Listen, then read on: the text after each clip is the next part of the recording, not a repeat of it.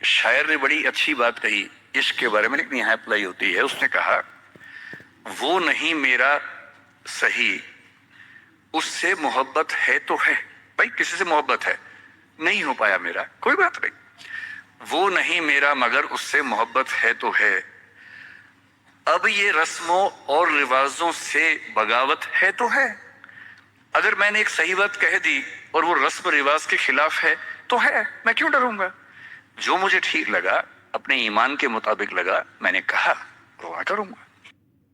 तो जो बात मुझे अपनी ओर से शुरुआत में कहनी थी, मैंने आपसे, तनाव रहता ही होगा, पढ़ते होंगे, टेंशन होती होगी, कितना पढ़ें, टाइम मैनेजमेंट कैसे करें, ये सवाल भी आपके सामने है। मैं आपसे, देखिए मेरा काम चीजों को आसान करना है। मैं दिल्ली में पढ़ाता हूँ आईएएस के बच्चों को, तो मैं उनको भी ये कहता हूँ कि चीजें मुश्किल तो कोई भी कर सकता है, चीजें आसान करना मुश्किल है, और हमें तो चीजें आसान करनी है। इस दुनिया में कोई भी ऐसा एग्जाम नहीं है जिसके लिए आपको 24 घंटे पढ़ने की जरूरत है। अगर आप दिन में 8, 10, एक लेवल के बाद 12 घंटे पढ़ते हैं तो ये बहुत है। इसलिए मैं आपसे कह रहा हूं, शुरुआत के लिए 8 घंटे की पढ़ाई, 8 घंटे की नींद और 8 घंटे बाकी सब चीजें, खेलना कूदना, वो बहुत जरूरी है। यहीं से बात आती है मोटिवेशन की। एक ही है कि हमारा मोटिवेशन हमेशा कैसे रहे, और एक ये कि कभी कभी स्ट्रेस ज्यादा हो जाता है, उस समय हम कैसे मैनेज करें। आपकी उम्र में स्ट्रेस ज्यादा होने की वजह यह भी है कि आपके हार्मोन्स इस उम्र में ज्यादा, उनमें वाइब्रेशंस होते हैं, तो मूड स्विंग ज्यादा होते हैं। जैसे जैसे आप मैच्योर होते जाएंगे उम्र के साथ, आपके मूड स्विंग्स कम हो जाएंगे। जैसे आपके पेरेंट्स हैं, आप देखेंगे, स्पेशली फादर को आप देखेंगे, आपके फादर आमतौर पर इमोशनल बातों से बहुत प्रभावित नहीं होते होंगे। जैसे आप कहेंगे, पापा आज मेरी फ्रेंड ने मुझे छोड़ दिया, पापा कहेंगे कोई बात नहीं। आपके अंदर से आंसू छूट रहे हैं, आपका मन कर रहा है मैं क्या कर लूं, आग लगा दूं, जंगल में जाके क्या कर दूं, इमोशंस ऐसे उछल रहे हैं आपके। पापा क्या बोल रहे हैं, कोई बात नहीं, कोई और मिल जाएगा उससे बेहतर, ठीक है। ऐसा नहीं कि बहुत अभ्यास किया उन्होंने, उम्र बढ़ने के साथ साथ हमारे हार्मोन्स का बैलेंस चेंज होता है और आप बहुत मैच्योर हो जाते हैं। मैच्योर होने का सबसे बेसिक मतलब है कि आप किसी इमोशन में बह नहीं जाते, आप खुद के ऊपर कंट्रोल बेहतर रख पाते हैं, तो उम्र के साथ होगा।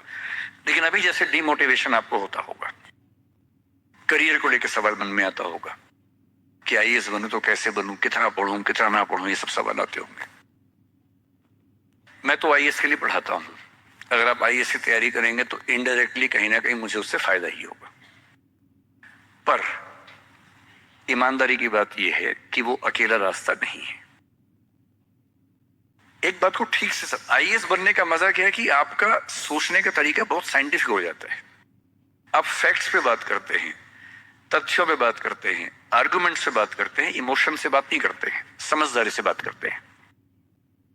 हमारे देश में जो आबादी है, वो आबादी, अब सेंसस जब भी होगा पता लगेगा, पर हम मान के चलते हैं कि वो आबादी लगभग 145 करोड़ के आसपास इस समय हो चुकी है। पूरे इंडिया की बात अगर हम करें, 145 करोड़ में से अगर मैं कहूं कि जो लोग 21 साल या 18 साल से मान लीजिए 30 की उम्र के बीच में है, इन 12 साल में है, मेरे ख्याल से ये आबादी भी कम से कम 12, 15, 20 करोड़ के आसपास तो होगी ही होगी। अगर ये 20 करोड़ लोग सोचे कि मैं आईएएस बनना है, या इनमें आधे भी सोच लें, 10 करोड़ सोच लें, आपको ये समझना है कि आईएएस पूरे भारत में कुल मिला के 6000 होते हैं, जिनमें से भी 5000 लोग हैं। आईपीएस भी इतने ही होते हैं, 5-6 हजार के बीच में होते हैं। अगर 10 करोड़ लोग सपना देखेंगे उन नौकरियों का, अगर मैं सारी सिविल सर्विसेज मिला लूं, सेंटर की, स्टेट की, सब मिला लूं, तो सेंटर की कुल 20 सर्विसेज मान लीजिए, सबका कार्ड अगर हम 5000 भी एवरेज रखें तो 1 लाख लोग होंगे। आपके स्टेट का मान ले, स्टेट में मान लेता हूं कि 2-3 हजार लोग होंगे जो सरकारी नौकरी में ठीक पद पे होंगे। उससे ज्यादा का तो काडर नहीं होना चाहिए, क्योंकि स्टेट बहुत छोटा आपका है, आबादी बहुत कम है। तो जो नौकरियां कुल मिला के 10-12 हजार हैं, अगर देश का हर युवा सोचे कि मुझे उसी में आना है, तो इसका मतलब है कि हम एक ऐसे रास्ते पे जा रहे हैं जिसमें डिप्रेशन होने की संभावना बहुत ज्यादा है, एंग्जाइटी होने की संभावना बहुत ज्यादा है, बहुत लोगों को हारना भी पड़ेगा, बहुत लोगों को हासिल नहीं हो पाएगा वो सब। तो मैं जो आपसे कहना चाह रहा हूं, सरकारी नौकरी ठीक है, कोशिश करने में बुराई नहीं है, सरकारी नौकरी में कुछ चीजें अच्छी होती हैं, पर अपने मन से ये बात निकाल दीजिए कि मुझे केवल और केवल सरकारी नौकरी में ही जाना है। दुनिया में तमाम रास्ते हैं और मैं कुछ रास्ते आपको हिंट करता हूं इस चीज का। जैसे मैं खुद एक एग्जांपल हूं, मैं सरकारी नौकरी में रहा, मैं दिल्ली यूनिवर्सिटी में लेक्चरर था, पहले असिस्टेंट प्रोफेसर था, 2 कॉलेजेस में पढ़ाए मैंने वहां। फिर आईएएस का एग्जाम दिया, सिलेक्ट हो गया उसमें, 6-7 महीने वहां नौकरी की, फिर वो भी छोड़ा। अब मैं अपना काम करता हूं, सेल्फ एम्प्लॉयड हूं। और मैं ईमानदारी से आपसे कह रहा हूं, आप जब भी कोई फैसला करेंगे अपने बारे में, कभी ना कभी आपको फील होगा, बेशक 1 सेकंड के लिए, कि आपने गलत किया। कोई भी फैसला हो, आप स्पाउस सिलेक्शन करेंगे अपने लिए, कितना भी सोच के कर लें, जीवन में कभी ना कभी लगेगा गलती हुई, अक्सर लगेगा ठीक किया, कभी कभी लगेगा गलत किया। और ऐसा नहीं कि आपने एक्स के बदले वाई किया होता तो नहीं लगता, तो भी लगता है। दिक्कत ये नहीं है कि मैं एक्स को चुनूं या वाई को चुनूं, आप जिसको भी चुनेंगे पूरा पैकेज साथ में आता है, अच्छी चीजें भी खराब चीजें भी। जो अच्छा आएगा उस पर आपका ध्यान नहीं जाएगा क्योंकि वो तो फॉर ग्रांटेड है। जो मिल जाता है वो मिट्टी हो जाता है, कोई वैल्यू नहीं करता उसको। जो मिस हो जाता है वो चुभता है। और जो चीज दूसरे ऑप्शन में अच्छी थी इसमें नहीं है, आप बार बार वो देखते, अरे यार वो ठीक था, अरे यार वो ठीक था। जबकि वहां 12 प्रॉब्लम्स थी, यहां 2 प्रॉब्लम है। पर हमारी ह्यूमन कॉन्शियसनेस ऐसी है कि जो छूट गया उस पर नजर ज्यादा जाती है, जो मिल गया मिट्टी हो जाता है। एक बड़ा प्रसिद्ध शेर मैं कई बार कोट करता हूं, मतलब दुनिया जिसे कहते हैं जादू का खिलौना है, मिल गया वो मिट्टी है, नहीं मिला वो सोना है। जो नहीं मिलता है ना वो बड़ा परेशान करता है। ये नौकरी के मामले में भी है। पर मैं ईमानदारी से कह रहा हूं कि मुझे आज तक जिस एक फैसले पर 1 सेकंड के लिए भी नहीं लगा कि मैंने गलत किया, वो नौकरी छोड़ने का फैसला है। मुझे आज तक नहीं लगा कि मैंने गलती की, क्योंकि मुझे लगता मैंने एकदम ठीक किया। मैंने अपने स्वधर्म, अपने नेचर के अनुसार सही किया। इस बच्चे ने बड़ा खूबसूरत सवाल पूछा कि आप आईएएस एलाइड की नौकरी छोड़ के टीचिंग में क्यों आ गए। मैं इस सवाल में दूसरा सवाल जोड़ देता हूं। हमारे सामने प्रेम सिंह जी बैठे, मुख्यमंत्री जी बैठे, वो टीचिंग की नौकरी छोड़ के पॉलिटिक्स में क्यों आ गए। 2 एग्जांपल्स हैं आपके सामने। इन दोनों में एक तारतम्य है, एक रिदम है, एक लय है दोनों में। वो टीचर बने, उनको फील हुआ कि उनका स्वधर्म टीचिंग से ज्यादा कुछ और है। मैं आईएएस एलाइड में आया, मुझे लगा कि मेरा स्वधर्म इससे ज्यादा टीचिंग में है। स्वधर्म क्या होता है? आपने गीता पुस्तक का जिक्र सुना होगा, उसमें श्री कृष्ण ने स्वधर्म का जिक्र किया है। यहां बहुत सारे बच्चे बौद्ध समाज से होंगे, महात्मा बुद्ध ने भी इस बात पर खूब जोर दिया है। सारे धर्मों, सारे दर्शनों का जो सार है वो ये है, हर व्यक्ति हर काम के लिए फिट नहीं होता है। 2 चीजों पे गौर करना है। पहला, मैं क्या अच्छा कर सकता हूं, मैं कैपेबल किस चीज के लिए हूं। दूसरा, मुझे क्या करने में मजा आता है। और जहां इन दोनों का इक्विलिब्रियम हो, जहां ये दोनों बातें मिल जाएं, वो आपका स्वधर्म है।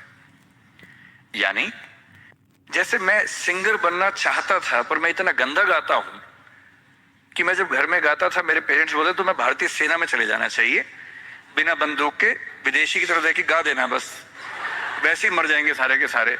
सही बात है भाई, ये भी ठीक बात है। तो मेरा मन था कि मैं सिंगर बनूं, पर गला कौवे जैसा भगवान ने दिया, कोयल जैसा नहीं दिया, तो मैं सिंगर नहीं बनूंगा। मेरे मन से क्या होता है, अच्छा लगने से क्या होता है भाई, सुने भी तो कोई मेरी बात को, मेरे गाने को सुने भी तो सही कोई। तो मेरा मन क्या करता है काफी नहीं है। 2 चीजें हैं, मैं क्या कर सकता हूं। मैं बचपन से स्कूल में डिबेटिंग करता था, मेरे पेरेंट्स ने मुझे बड़ा सपोर्ट किया, और बचपन से ही मेरे पेरेंट्स ने, टीचर्स ने कहा कि तुम कुछ ऐसा करना कि मंच पर रह सको, पॉलिटिक्स में जाओ, एमपी बनो। तब मेरा मन भी पॉलिटिक्स में आने का था, स्कूल लाइफ में बहुत ज्यादा मन था उस समय, बाद में नहीं रहा। तुम पॉलिटिक्स में जाओ, तुम वकील बनो, क्योंकि जब कोर्ट केस लड़ोगे तुम्हें बोलने की ताकत भगवान ने दी है, उसका इस्तेमाल करो। या टीचर बनो। टीचर की छवि हमारे समाज में बहुत अच्छी नहीं होती थी, हालांकि मेरे पेरेंट्स टीचर ही हैं दोनों, पर हमारे समाज में टीचर की छवि होती है। और हमारे देश का दुर्भाग्य है कि जो प्रोफेशन देश को गढ़ता है उसकी छवि बहुत अच्छी नहीं है। टीचर बनना बहुत लोगों का सपना नहीं है, मेरा तो है। और मेरा स्वधर्म, मैंने महसूस कर लिया कि मेरा स्वधर्म टीचिंग है। और स्वधर्म का मतलब वही दो बातें जो मैं कर सकता हूं और जो मैं करना चाहता भी हूं। आपके मुख्यमंत्री जी अच्छे टीचर रहे होंगे, पर उनको बार बार मन में आता होगा कि मैं जनता के बीच जाकर उनके साथ काम करके क्यों ना कुछ ऐसा करूं कि पॉलिसी मेकिंग में आऊं। उनका स्वधर्म उनको वहां खींच के ले गया तो उन्होंने वो किया। और इस दुनिया में जो भी सफल इंसान आपको देखे, कोई भी सफल व्यक्ति देखे, किसी भी फील्ड का हो, आप हमेशा देखेंगे वो वही व्यक्ति है जो अपने स्वधर्म पे चल रहा है, जिसने वही रास्ता चुना जो उसकी क्षमताओं यानी कि कैपेबिलिटीज और उसके इंटरेस्ट यानी कि उसकी इच्छाओं से मैच करता था। तो आप सबसे मैं कह रहा हूं कि आईएएस या पीसीएस या सरकारी नौकरी की अंधी दौड़ में मत दौड़िए। मैंने बहुत सरकारी नौकरी वालों को देखा है दुखी रहते हुए। सरकारी नौकरी में अच्छा वेतन है तब भी दुखी है, क्योंकि वो नहीं कर पा रहे जो दरअसल करना चाहते थे। सरकारी नौकरी में क्या होता है? सुरक्षा मिलती है, सेफ्टी होती है, सिक्योरिटी होती है, सम्मान मिलता है। समाज के लोग पूछते हैं आपको कि आप सरकारी नौकरी में हैं। गस्टेड ऑफिसर होंगे तो स्टैंप लगा के साइन करना